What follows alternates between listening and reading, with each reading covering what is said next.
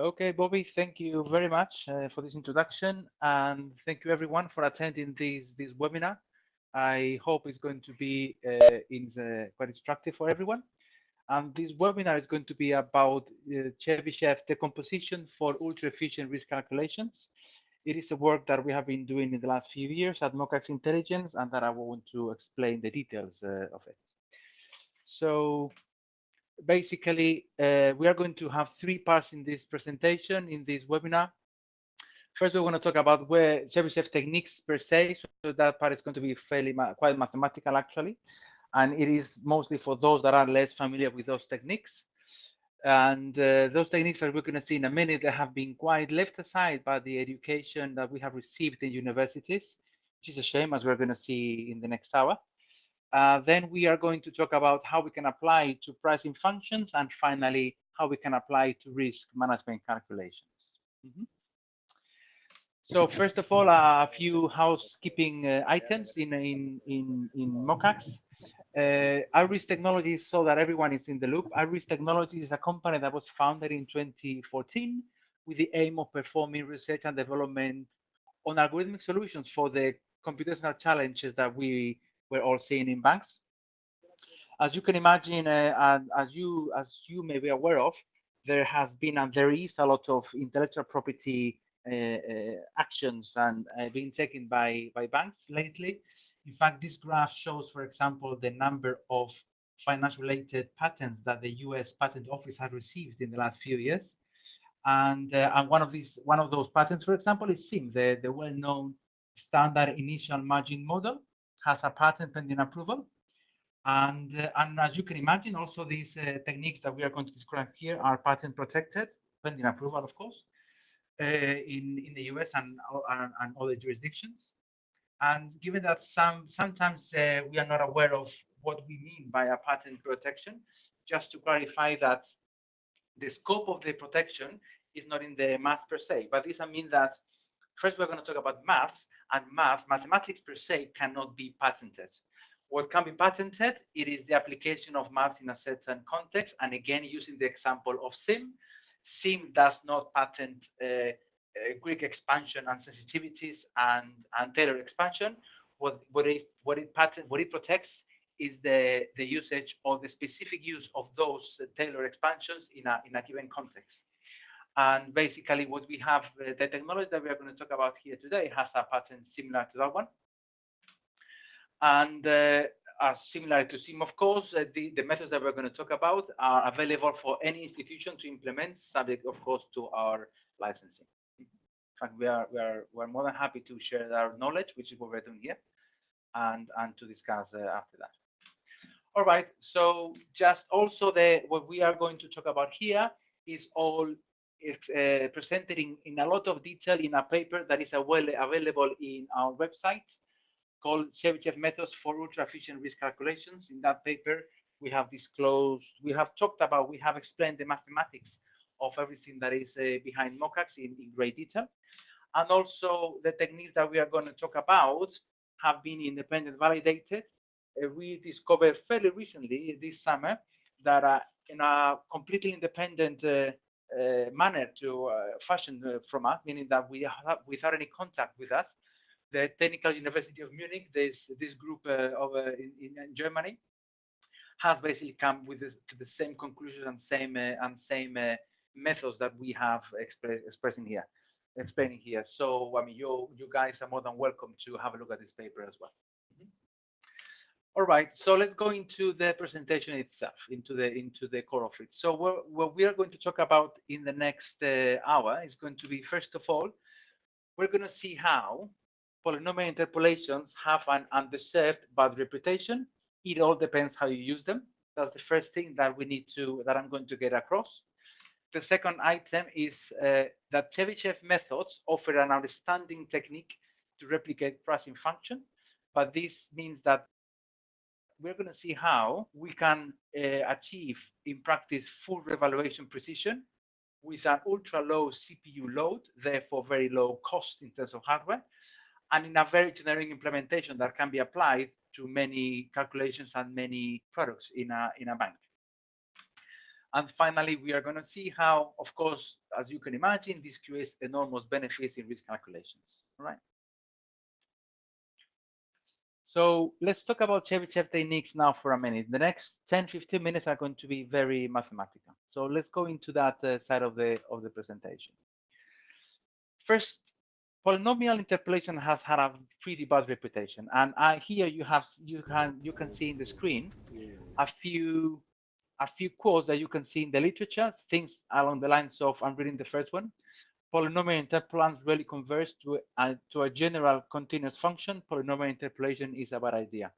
You tend to have these kind of assertions in the literature, which have misled us for many years. And we're going to see in the next 10 minutes why they have misled us.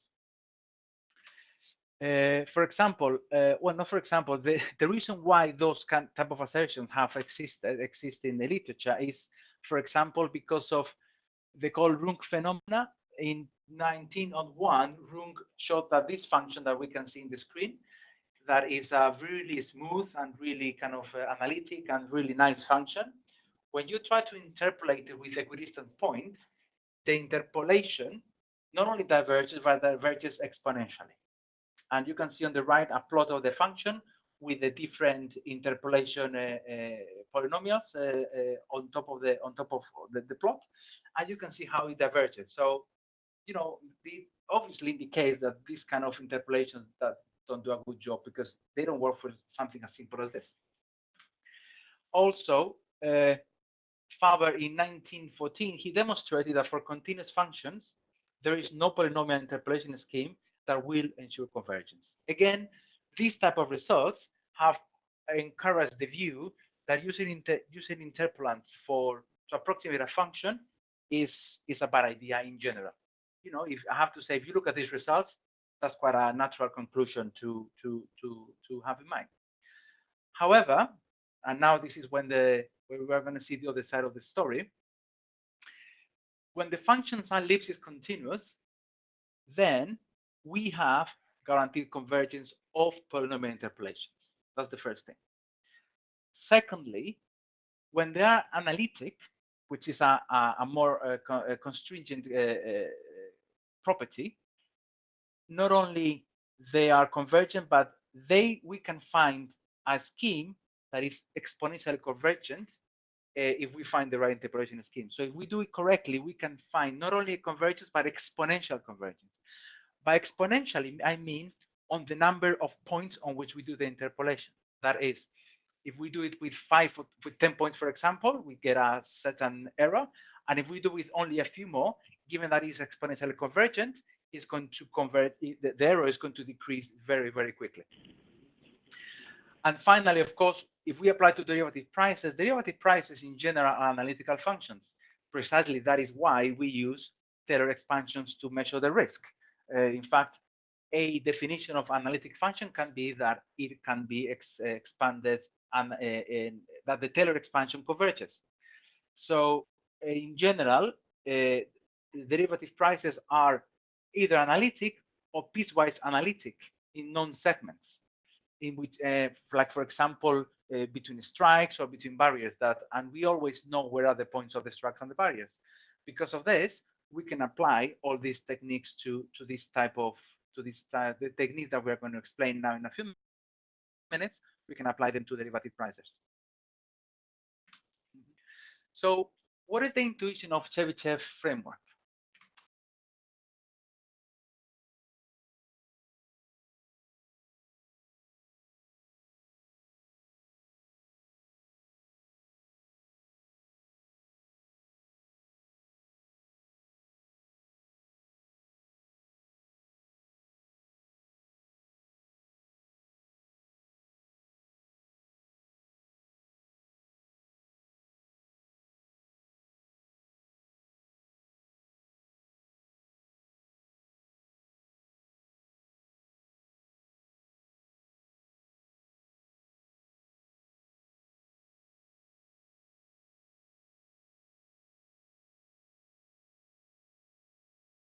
What if we extend the function in the complex plane in a certain way, and this is the key, how we extend it, Then we get equidistant points in the unitary circle, as you can see in the graph there, the blue dots in the unitary circle. And then we project back to the real line. The points that we get at the bottom of the graph, the red circles, those are the projections of these other points in the unitary circle, and are precisely the Chebyshev points. So intuitively, even though this is not strictly mathematically, but intuitively, what we are going to do is, instead of considering the function in the real line and doing the operations there, is as if we are extending the function to the complex plane and then interpolating in equidistant points in the unitary circle. By the way, I'm talking about the unitary circle between -1 and 1, but of course, everything that we are saying here can be extended to any interval AB, in which and then we can translate AAB to -1, 1 without loss of any generality. So that's the basic idea here. And then let's consider the following mathematical objects. Given a function f, let's consider first the Chebyshev expansion. The Chebyshev expansion is given by the Chebyshev polynomial that are defined in the right side of the slide. These are recursive definition, and there in the graph you can see a few of them just to illustrate how they are. And then we can expand. We can use these polynomials as a basis as a basis for an expansion that goes from 0 to infinity of them. And of course, there is a norm in this space which defines the A case as shown in the slide. Now, the second object that we can consider is the truncated Chebyshev expansion. In this case, instead of going to infinity in the expansion, we just stop at a given number n. All right. And then the last one is the Chebyshev Interpolant, which is, and this is a very fine difference, we are going to get the Chebyshev points, and we are going to find a polynomial that goes through those n+1 points in general. Now, we know that if we have n+1 points, we can always find there is a unique polynomial of degree n that goes through those points. And of course, we can express that polynomial in the Chebyshev basis, which is what we do how we define the C case in the question at the bottom of the slide. So we have the Chebyshev expansion that goes to infinity, the truncated Chebyshev series that goes to a limit point degree n, and the Chebyshev interpolant that goes also to degree n. And we have the A's that define the truncated Chebyshev expansion, and the C's that define the Chebyshev interpolant. Okay. In principle, the A's and the C's could be different, but we're going to see in a few minutes that in practice and reality they are the same. Okay, if we have this, so let's look at the following theorem. If f is a Lipschitz continuous function in -1, 1, then it has a unique representation as a Chebyshev series that is absolutely and uniformly convergent. That is, given a function that is Lipschitz continuous, the Chebyshev expansion always converges to the function. So it's a matter of going with the number n, going deep enough, so going to a high n, to n that is high enough, so that we have the distance between the f and fn is as small as we want it to be. That's the first point. Secondly, now we're going to talk about the Chebyshev interpolant.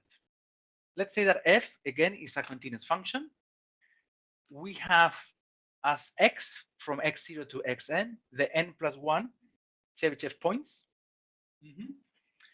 And then we also have, let's say that we have from v0 to vn, the values of f in those Chebyshev points. All right. Now, by applying a fast Fourier transform on the v's, we can obtain an expression of the Chebyshev interpolant that is of the C case in n log n operations. That is, in practice and reality, this means that we can calculate the C case that we saw before very efficiently and very quickly.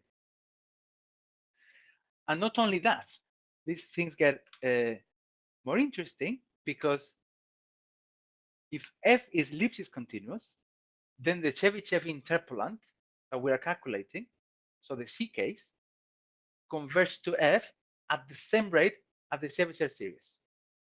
So if the Chebyshev series converges quickly, the interpolant, the C's, also converge quickly. All right, and here you can see where you can see the screen the proof of these theorems. Okay, so we have these results, which are very interesting, and now let's go to another one that makes it also very interesting. It makes it very useful for this, which is if f is analytic function on a compact domain of dimension d, suppose it has a bounded analytical continuation of the Bernstein ellipse in the complex plane of dimension d, then the Chebyshev interpolation of degree n converges exponentially to the function as n tends to infinity. This is crucial here. What this means is that when we have a function f, where we calculate the interpolant Pn, the distance between these two functions, and by distance, this time we are defining as the supreme norm, that is the maximum error or the maximum inaccuracy that we have in the whole space, decreases exponentially with the number of points that we use to create the Chebyshev interpolant, the degree of the approximation, let's say. What this means is that we're going to see in a few minutes, what this means is that in practice and reality, given that we have this exponential convergence, very few points are going to be able to give us level of accuracy of 10 to the minus 6, for example, which we know that in a practical setting in our reality, that is perfect pricing. So even though strictly speaking, we are talking of an approximation because it's 10 to the minus 6, from a mathematical point of view, this is an approximation. In reality, in a practical life, 10 to the minus 5, 6, that type of numbers, 10 to the minus 4, 10 to the minus 7, for us, for practitioners, is perfect price. And now we have also another very interesting result, the last one that I'm going to show you, which is, sorry, before going into that, if we apply this to the Runge function that we saw before, here you can see the Runge function, and then the blue line, it is the interpolant using equidistant points. I think here we used around 10 or something like that. And then what we did was we started to move those points from equidistant positions to the Chebyshev points. And you can see how the interpolator converges to the Runge function, to the point that the last one that we have, which is the green line, is completely on top of the actual function that is under it, so we cannot say it. So this graph illustrates the point that what makes this type of interpolation special, it is how, for example, in this case, is how we use the points. That is, instead of, and it's quite intuitive, because you say, if I know nothing about a function, as we said before, I want to either use equidistant points or use more points where the curvature is highest or higher. However, what this theorems show is that if you want to optimize your interpolation scheme, the best way of doing it is by using the Chebyshev points for your interpolation scheme. And that is quite, and that is what we show here in this graph, how it converges to the actual function. And now going into a final point, which is there is a way with this type of interpolation scheme, there is a way in which we can control the error, which is something quite extraordinary, I have to say. If f is Lipschitz continuous, and then you have Fn and Pn as the Chebyshev series and the Chebyshev interpolant, where A and C's are the coefficients in each of them, then we have this relationship that you can see in the screen between the A's and the C's. What this means in practice, without going into the maths now, for obvious reasons, is that the A's and the C's, they go together all the time. This is called aliasing, this mathematical phenomena. So that when one converges, the other one converges at the same rate. And the nice bit is that, the nice thing is that, given that we can compute very easily with a fast Fourier transform the CKs, and those CKs, as we have seen before, are convergent, that is, they go towards zero, the error that we make in the mathematical approximation is given by the size of the last CKs that we compute, which means that even if we don't know nothing about the function, even if the only thing that we know about the function is that it is Lipschitz continuous, that information is enough for us to have a control of the error that we are making. And let me illustrate this. This is the proof of this theorem. Let me illustrate this to you with an example. If we apply this to a Black-Scholes, the horizontal axis is the number of anchor points that we use for the interpolation. By anchor points, I mean the actual Chebyshev points, so the number of points, which we call the pricing function.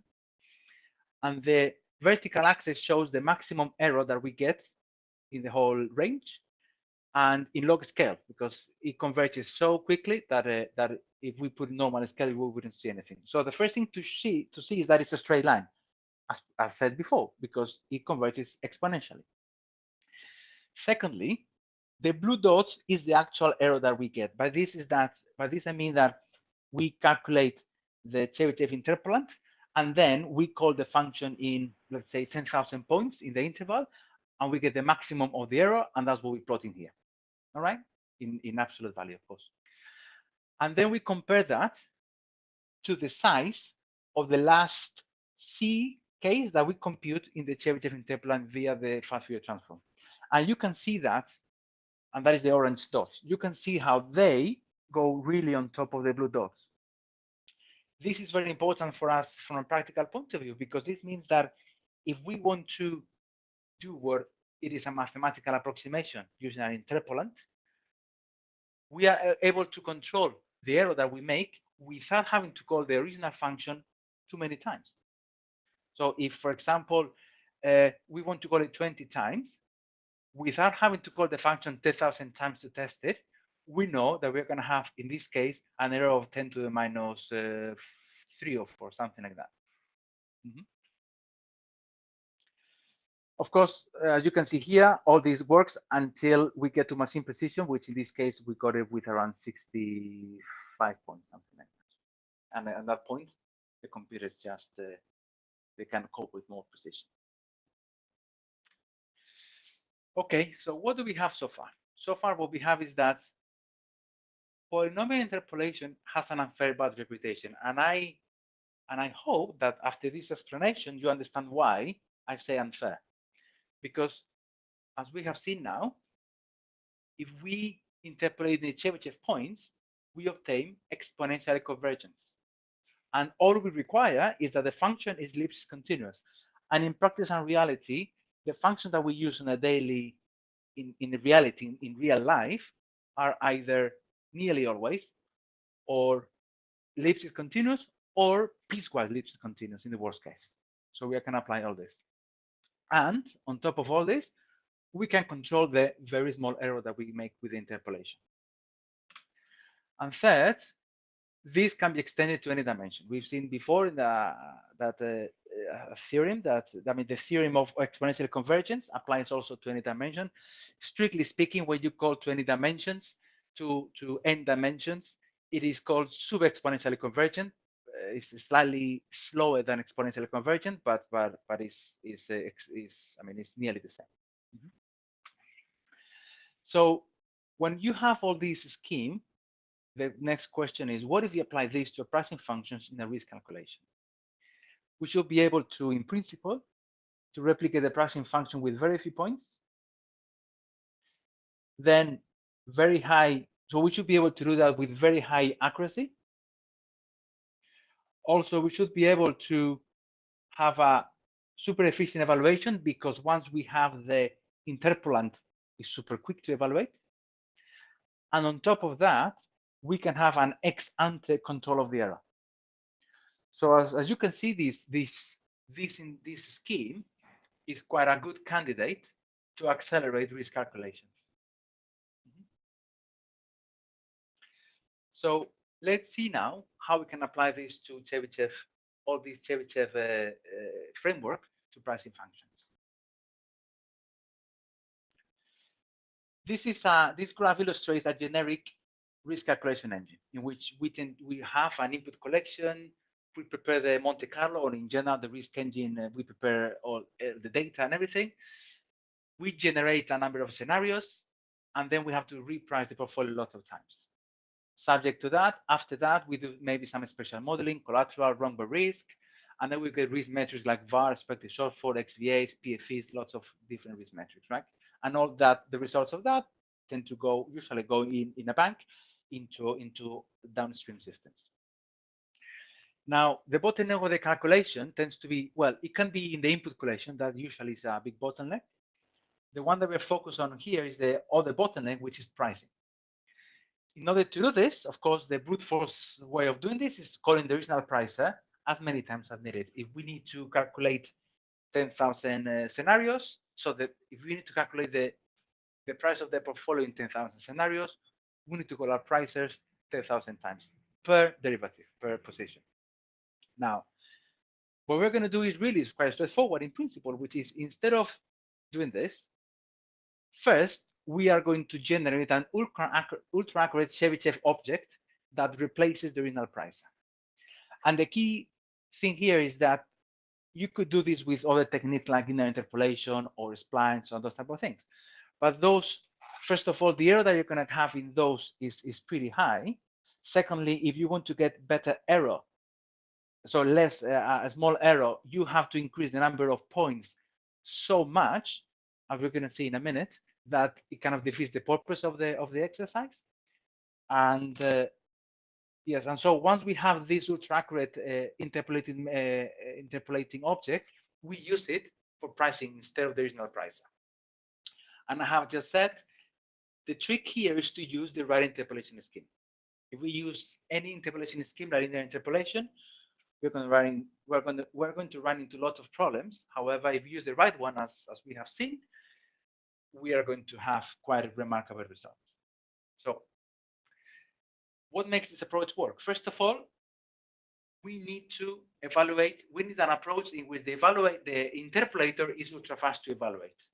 And of course, in this case, linear interpolation, spline do the job. And of course, Chebyshev also does the job. It's as a very simple operation that we have to do that.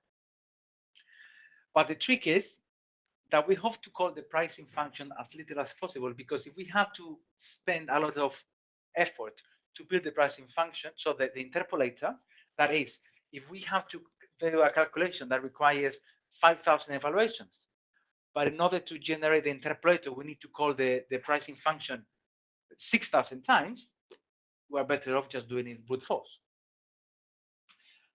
And secondly, we have to do this ensuring very high accuracy, which is what no other interpolation scheme does, apart from Chebyshev, that I know of. Let me give you an example here. Let me show you. These are actual results of using in this case, we are getting an option. We are doing a spot volt surface, so it's a two-dimensional interpolation scheme, interpolation framework. And we are comparing linear interpolation to Chebyshev interpolation. We could do the same, by the way, with the splines, in which case the line would be a little bit below the blue one, but only a little bit below.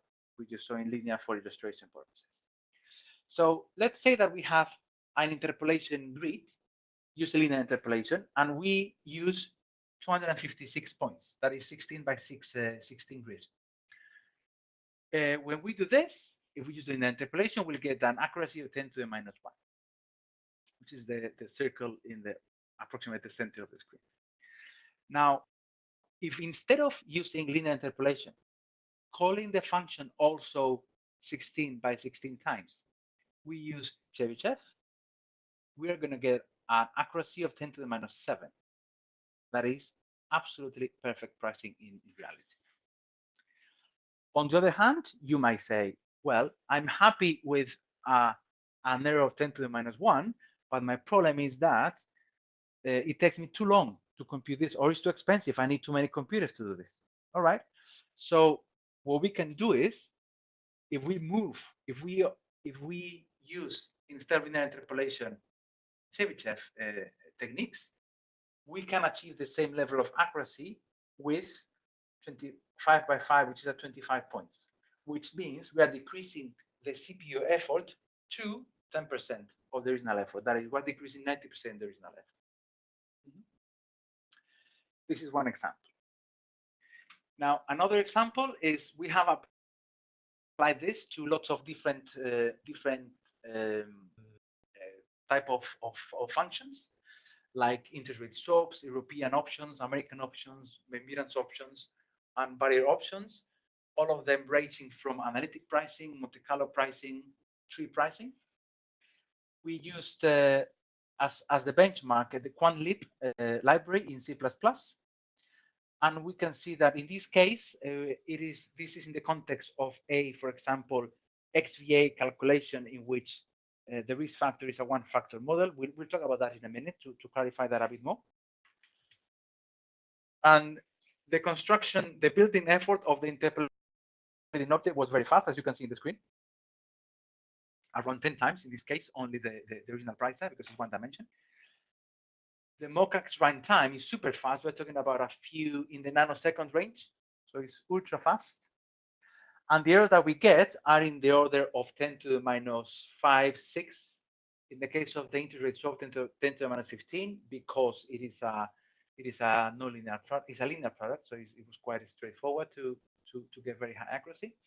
When we have options, even though we only called it around 10 times in the Chebyshev points, we achieved an accuracy of 10 to the minus 5, 6, 4 sometimes. The worst one was the last one in the list, which is the barrier option using Monte Carlo with an accuracy of 10 to the minus 3. But the reason for this big error, which when you get used to the Chebyshev framework, 10 to the minus 3 is a big error, is not because the Chebyshev could not cope with the function. It was because the function itself was a Monte Carlo based and contained some noise. So of course, Chebyshev cannot improve the noise that comes from the inputs, right? And of course, in terms of computation, the speed increase or the CPU effort decrease that we achieved was quite remarkable, as you can see and you can imagine, from a few hundred to a few million in the case of the sophisticated barrier options using Monte Carlo. So as you can see, the application of these techniques in the context of pricing is quite you can achieve very remarkable gains in terms of CPU consumption and speed of computation. And of course, finally, we can do splines of Chebyshev, which is sometimes, for example, a typical question that I'm asked is, how do you deal with points like difficult points like strikes, barrier discontinuity, these kind of things, right? The nice thing of the financial markets is that we always know where they are, because the kind of difficult points are always in the strikes, in barrier, or if the variable is the time, for example, then it's payment dates, because there is like a jump in the value of the function. What we can do them is given that we know where they are, we can just split the problem into 2 or 3 problems for Chebyshev and do splines of Chebyshevs, right? Which is, in fact, that's what our solver does. So in that case, we get the best of both worlds. So let's see now. I hope it is clear that using Chebyshev, we can achieve very high accuracy with very low CPU computational effort, which means in practice very high accuracy to the extent that in practice we are doing full evaluation. Now let's see now how we can apply that to risk management, which is really what we want. So let's go into XVAs or IMM for exotics. As we have seen, we can replicate a pricing function quite nicely, and we did this example with a Bermudan option. So we run an XVA or an IMM computation using, first of all, using brute force, and then using Chebyshev, in which the underlying risk factor was this case was a one-factor model. so that the one or two, I can't remember exactly. I think it was maybe it was two-factor model, which meant that we were generating, yes, it was a two-factor model. We were generating stochastic yield curves and stochastic using a Hallan-White model and stochastic volatilities as well. And we computed the EPE and the PFE and the PFE profiles. For example, talking about the PFE profile, the gray line that you can hardly see, the gray dots, are the actual PFE using brute force, and the yellow dots are using the Chebyshev. As you can see, the Chebyshev dots are completely on top of the other ones because the resolution that we got was extreme. It was 10 to the minus 5 or 6, something like that. The difference was that in order to compute the gray line or the blue line for the expected shortfall, for the expected value, it was taking us around 4 days to do, whereas if we use Chebyshev, it was taking us 53 minutes.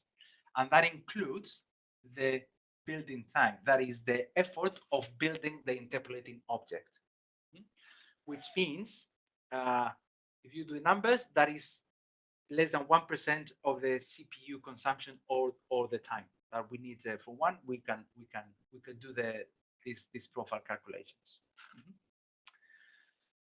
So how do we do this? And let me explain a little bit about the dimensionality reduction that needs to get place.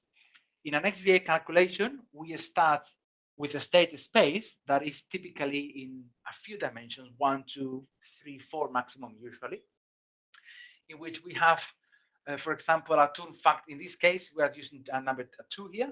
We have a two-factor Hallan-White short rates, or we have a one-factor Hallan-White short rate and one stochastic volatility, something like this. Then, once we generate these scenarios of the short rates and or volatility driving factors, then we're going to apply a given function that the risk factor gives us, and we're going to construct all the yield curves, spread curves, volatility surfaces that define the state. Let's say that it requires 200 variables, and then on this space we are going to apply the pricing function, and we're going to get price and sensitivities out of it. Right now, the trick here is to realize that really what we have is a function from R2 to R. What happens in the middle of this 200, it could be 200 or 500 or 100. It is relevant to the XVA or IMM calculation. So what we do here is the function that we pass to Chebyshev is not the price P by the convolution of G and P. That is the price from the Chebyshev point of view. And in fact, this technique of reducing the dimensionality from 200 to 2 is actually used in regression-based pricing, in log-staff shows. That's what it uses. Log-staff shows regresses the price R from the two values of the state space using some regression techniques that, as we know, can be quite, it can be very useful, of course, when there is nothing else available, no doubt about that. But also they can contain a lot of problems like the regression error. Calibrating is quite an art as opposed to a science, kind of a black art, as sometimes I've heard. So when we apply Chebyshev to this framework, where the function that we pass, the pricing function that Chebyshev sees is the convolution of P and G, which is a function from R2 to R. And that is how we obtain the profiles that we saw before, with such a high level of accuracy and increase in speed. Now, once we have built the MoCaX objects or the Chebyshev interpolating objects, we can save them, and we can reuse them, for example, to do sensitivities. Because from the interpolating point of view, what takes a bit of time is actually computing what we call the building time, which is the time that it takes to build the interpolating object. When we do that, as we can see here, evaluation of the function is only a few milliseconds. So we can do lots of sensitivities using only bump and reverb, using finite differences, because it's so fast, it's 700 milliseconds, that we will be able to calculate 100 sensitivities in less than 100 seconds, for example, that type of thing. So this the new world with the Chebyshev interpolation is so effective and so fast that things that would seem impossible, like doing sensitivities, calculating sensitivities of exotics via bump and reval, becomes completely doable without a problem. Yes, I'm illustrating here. If you do the numbers, that means that bump and reval in this case, we're talking about 0.0002% of the CPU effort. So something that is in practice impossible to do, it becomes perfectly doable. Now, another application is initial margin simulation. Why? There are a number of techniques out there. One of them is based on AAD. That, of course, has the challenge of the implementation of the AAD framework, which is something, as we all know, very far from trivial. And there are also some regression techniques around, but of course, that has the problem of regression technique tend to have, well, always have a big error. And therefore, when you pass those type of techniques through model validation or through regulators for IMM, then you run into big trouble. However, Chebyshev offers a very, very interesting alternative. Why? Because once we have the pricer expressed in terms of Chebyshev polynomials with the CKs that we saw before that we can compute easily through fast Fourier transform, calculating the derivative is extremely easy because the CKs remain constant. We just need to calculate the derivative of the Chebyshev polynomials, which is quite easy to do. Applying this type of technique, then we can get, for example, in this case, it's an option. We have a one dimension of the horizontal dimension is the volatility. The other one is the underlying. We can get the delta, surface, vega, gamma, or vanna. All of them without having to have computed the pricer twice or 3 times in each of the points, just by using Chebyshev expansions. And I'm showing these graphs. These graphs are the ones that come out of the Chebyshev interpolation. I cannot plot on top of it the real graphs because they would be completely on top of each other and we wouldn't see anything. So, but the point that I'm trying to make is that given that the Chebyshev interpolation is so precise, 10 to the minus 6, when we go to the derivative, we tend to lose obviously a little bit of precision, but we go to, for example, from 10 to the minus 6 to 10 to the minus 5. And having a delta or a vega with a precision of 10 to the minus 5 is again like a perfect value. And we can compute all this without having to call the function again. Once we compute the C's from the original function, that's all we need. We don't need to call the function again. Application. We built a portfolio of 50 swaps, 5 ambiguous options, and 50 equity exotic options. Turns out we wanted to do a simulation of initial margin. In this case, we chose SIM. Is the version of the initial margin calculation. 10,000 scenarios, 70 time steps.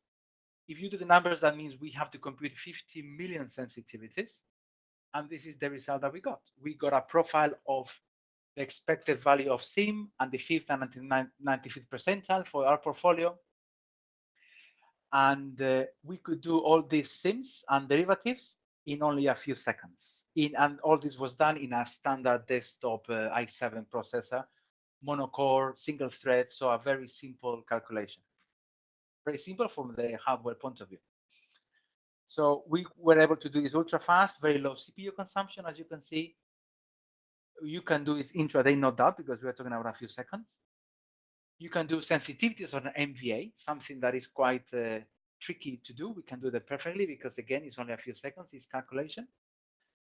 Given that we have an extremely accurate version of the sensitivities to the minus a lot, we can pass backtesting, we get rid of all regression error. And also it's easy to implement. There is no AAD complications as we have said before. So this was one application. Another one that we have recently worked on, and in fact we presented this very recently in the machine learning conference organized by WBS, which is given that the risk calculations with Chebyshev polynomials in it, they are so fast that we are able to use machine learning algorithms and use as an object function a risk calculation itself. Because if we do this risk calculation with the help of Chebyshev polynomials, it's super fast, and we can apply machine learning algorithms to it. And in particular, in this case, we applied it to, let's say that we have a portfolio of swaps, and we want to find a pair of swaps, one pay, one receiver, so one long, one short, so that it doesn't change our market risk, but that we can distribute them between our counterparties so that we decrease the overall initial margin. Not only initial margin, sorry, the MVA, the cost of initial margin. And we could do that quite nicely with these Chebyshev techniques, because the MVA calculation was instantaneous. Obviously, I'm not giving you the details of the results of this. It would be, that deserves a whole presentation. If anyone is interested in this or any other of the results that we're talking about, feel free to send us an email, and we can send you details, the presentations that we have, or the studies, or the details that we have. Again, another one, it is, now I'm finishing now, FRTB, IMA. We did recently 2 POCs, one with a tier 1 bank and one with a vendor. As we know, IMA-FRTB requires several thousand revaluations daily, and we need to pass the P&L attribution test, which is something not trivial at all. Technologies, full reval, which is extremely expensive. We're talking about multi-million dollar costing hardware, or Greeks. But if we use Greeks, we do not pass the P&L attribution test. So in order to do this, we applied a dimensionality reduction to the problem that we're going to discuss in a minute, and then we applied Chebyshev to it, and we were able to, for example, reduce 800 risk factors to only a few of them, apply Chebyshev interpolation to them, and reduce the CPU load to between 1 to 5% of the original load, so which means an important hardware cost reduction, and all of this passing the P&L attribution test. And also, very importantly, as we were told a number of times, it needs to be done in a way that it can be industrializable. So we're not talking about theoretical solutions, we're talking about something that you can apply to an actual portfolio in a bank and to the actual real systems in a bank. This graph here shows the correlation between the front office pricer and the MoCaX pricer. The horizontal axis is the actual price using brute force revaluation. The vertical axis is using Chebyshev, and as you could see, they're all in a straight line with a correlation of 99.9%. And also, this graph shows the actual capital calculation. The blue bar is the capital using IMA-FRTB, so all the expected shortfalls, all the partials as well. The blue bar shows this number, the capital using full reval, brute force full reval, and the red dot is the number using Chebyshev and MoCaX.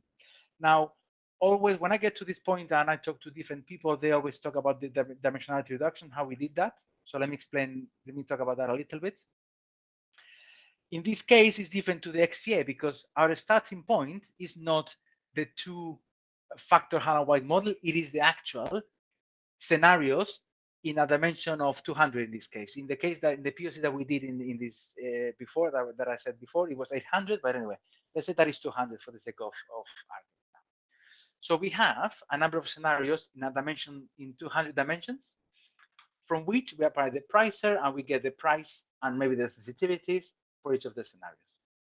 Now, what we have to do now is to go back and do a reduction of the state space very intelligently so that we can capture all the risks that are needed in order to measure expected shortfall correctly. How we did that? We use, in this case, a PCA decomposition and orthogonal sliding methods. I'm going to talk about that in a second. Although recently we thought that we could also use some neural network driving variable for that, although that is to be tested yet. But anyway, talking about the one that we have done in a bank and in a vendor, which is PCA decomposition with orthogonal sliding. What we do here is, again, once we achieve this, we apply Chebyshev to the whole G convolution with P function, not to P only. And this technique that the way we reduce the dimensionality of the problem We use a technique that was, in fact, we have to give all the credit to Eduardo Epperling, who in Risk Europe a few years ago, in fact, a few years ago, he explained this technique in which you apply PCA and then you do orthogonal slidings and you combine them in a way that you are able to reproduce. And then, of course, after we did that, we applied Chebyshev techniques to very high precision and very good back testing of the P&L attribution ratios. And we showed that with between 80 and 300 calls to the original pricer, we were able to replicate the function to a degree that could pass P&L attribution test. Again, quite a tricky point of this method is to use this PCA decomposition with orthogonal sliding. If you want to know more details, let us know and we can discuss it with you. Okay, and now in general, as you can imagine, all this framework can be expanded to lots of different scenarios in a bank. Let's say that we have a risk engine for which we need to calculate the value of a portfolio in 3,000 scenarios. We can query the front office pricer, represented by the yellow box at the bottom, only a few times, generate a replica of the pricer in the risk engine using Chebyshev techniques, and then do the calculation like that. In fact, this is the framework that we have used in a number of POCs, in which we have a front office pricer or an external pricer. We generate the Chebyshev scenarios from the calculation that we want to do. We send them to the front office engine, pricing engine. It returns the value to us, and from that point on, we create the Chebyshev interpolating object, and off we go, creating the risk numbers with giving, of course, the same result as if we had done the brute force approach. And also another, that's finishing, another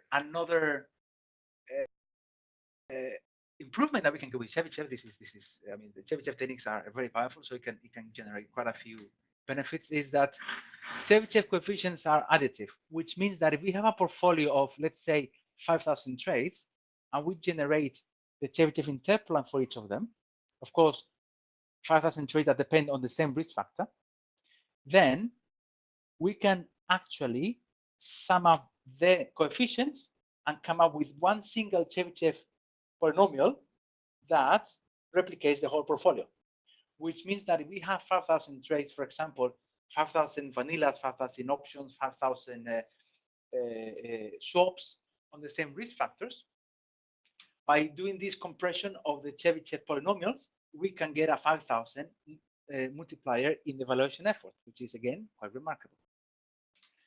And last one, AAD. If we have a Chebyshev version of a pricer, the problem of AAD is that you have to create the adjoint version of each of your pricers. But if we have a Chebyshev version of it, we can do a generic adjoint version of the original pricer. I have to say, we have not tested this yet. This is just theoretical ideas that we have thought of. But if you are interested in working with us on this to implement AAD to Chebyshev interpolation frameworks, let us know, because we will be very interested. So how can you test all this? Now, there is a MATLAB package called ChebFun that applies all these Chebyshev function approximation framework that we have discussed here. Is available online, so you're more than welcome to play with it if you want.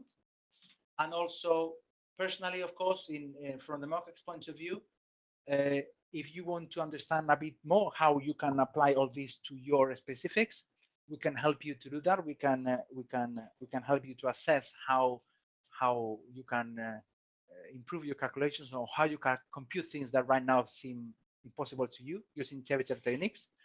We can also do a specific proof of concept on something that you want to have in mind already, like an XVA calculation, simulation of initial margin, FRTB, etc. And as well, we are more than happy to share our know-how and you can build your own DLL. The reason why we are explaining all this is because we have no problems with people knowing about the techniques that we use. That's why we are explaining all this. And if you are interested in applying this and you want to implement it yourself, because perhaps your institution has the policy of no external solver, for example, then we can share with you all our know-how. I'm more than happy to do that. So finally, just to summarize, Chebyshev techniques enable the replication of pricing functions very efficiently with very little information, achieving full reval precision in practice, and enabling very low evaluation CPU effort. Secondly, they can be streamlined to create very important computational improvements without losing quality in the calculation. Usually when you try to do some sort of kind of fast methods, the trade-off is that by doing that, you always lose precision to the extent that they become sometimes not useful because the calculation will take too long to start with. So you're better off doing it brute force, or because it doesn't pass model validation, it doesn't pass the regulator kind of criteria. But Chebyshev techniques really put the bar as to what you can do with fast pricing methods to a completely different level. And finally, the benefits are endless, as you can imagine now. You can talk about XVAs, XVA sensitivities, FRTB, sensitivity simulation for initial margin, or for hedging simulation, something that nobody does because we think it's impossible, but now they can be done. You can clone prices between systems for follow pricing compression and other things that we haven't discussed, like stress testing, C-card, etc. So basically, this is the story, and I hope you find it interesting. And I don't know if, Emilio, there are any questions, maybe? Hi, yeah, got a question regarding, you mentioned before the this methodology, the PCA decomposition with orthogonal sliding. Yeah. Could you provide more reference to that, or point to somewhere where people can find more information? That was yes. This question. was the here. Yes, this technique. We found that, I have to say that, frankly, we thought about it, and then we found that we were not the first ones to do this. So all the credit to Eduardo Epperlin, who presented this in Risk Europe in 2003. So I was able I was given these slides by a friend, but I don't know if they're available. So this technique, let me summarize it briefly. This consists on when you try to generate G-1, so the function that goes from R200 to R20 in this case. The first thing that you can think of, you can do in PCA. But given the complexity and the accuracy that you need in market risk calculations, the dimensionality could be that you end up with could be too high, like 20.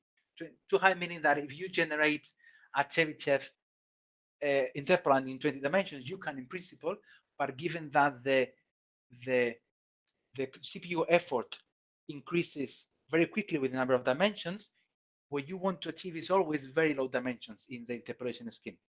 So what we found was that once you create a PCA technique, instead of creating a Chebyshev interpolant in 20 dimensions, what we found is that using the first 1, 2, 3, or 4 principal components and doing a full-blown interpolation technique, interpolation in the framework there, that was enough to capture a lot of the risk, and then we could improve it by adding slides in each of the PCAs.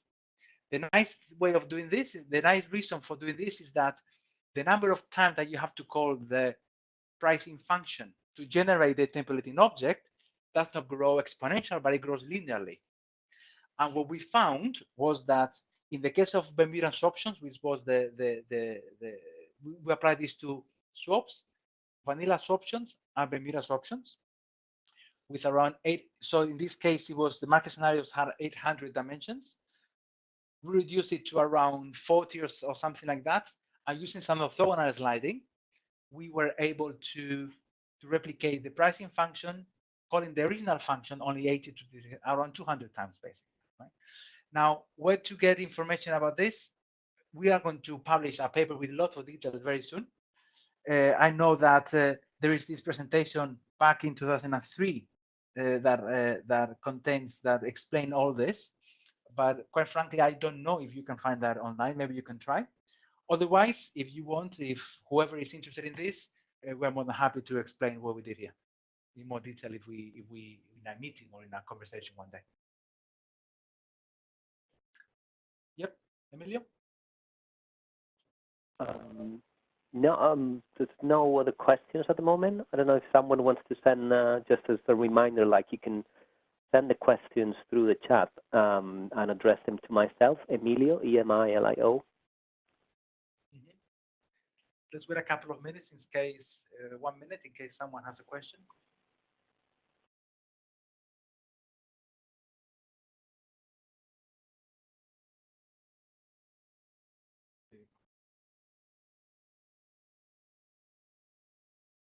I think I saw a question about the patent. Is that the case? Yeah, the patent is obviously the patent is not in Chebyshev per se. Chebyshev per se is not cannot be patented. The patent is about the application of Chebyshev techniques in the context that we are explaining here, and in the context of these risk calculations. For example, let me give you an example. SIM is a patent, is patented, the standard initial margin model that is based on, you can have Taylor expansions of the pricing functions, and then you use those derivatives, the Greeks, and you do some calculations with them to come up with an initial margin. And that operation has a patent around it. So in our case, Chebyshev per se is not patented, obviously, but the application in these risk calculations, that is what the patent deals with. And of course, if you want more specifics, again, feel free to contact us. You have our details on the screen, and we can give you more details of that.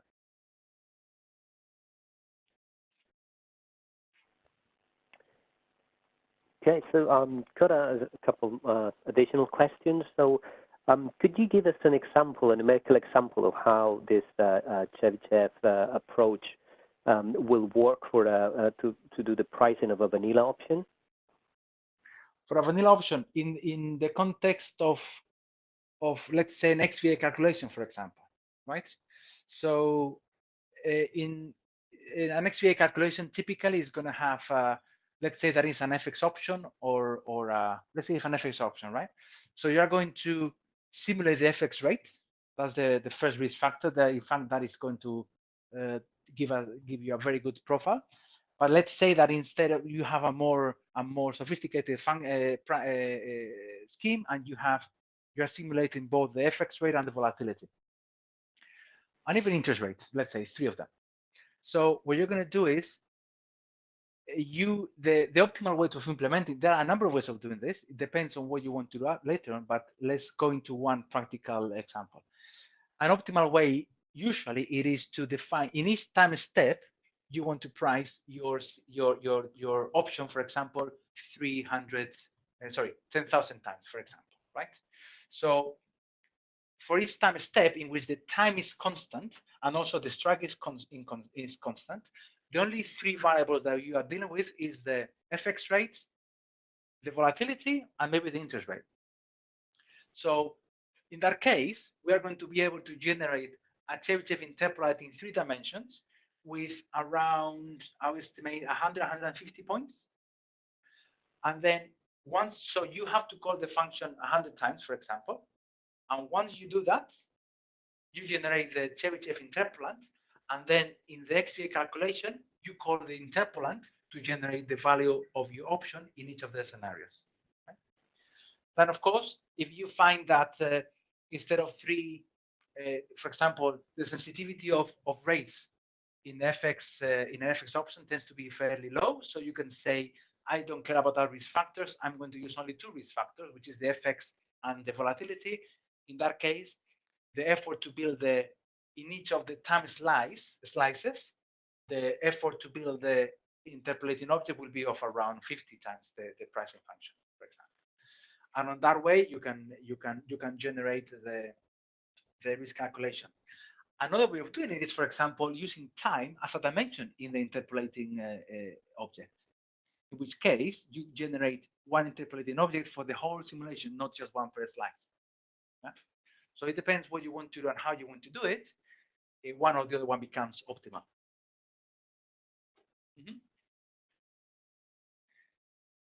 Any other question, Emilio? There was another one, but I think you just covered that one. I think if I understood it correctly, is how do you manage the aging of a trade throughout the simulation horizon? There you go. So exactly like that. So there are two ways of doing that. You can use the time as one of the variables in a interpolating object, or you can create one interpolating one interpolating object per time slice, right? The second one, so when you do the slices, in each of the slice t in the pricing function is a constant, so it's a constant number, so it's very easy to manage. In the other one, when you use time as a variable in the interpolating object, you have to think, if, for example, it's like a swap or something like this, each payment day you're going to have a jump on the function. So you have to do splines of Chebyshev in between the payment times. Which, of course, the nice thing in financial markets is that we know where they are, so it's very easy. You just have to do splines in between them. The software, the library that we have does that automatically for you. We have a functionality that you tell them these are the points where you want me to do the splines, and it does it for you. But of course, if you want to do this yourself, that's the way you should do it.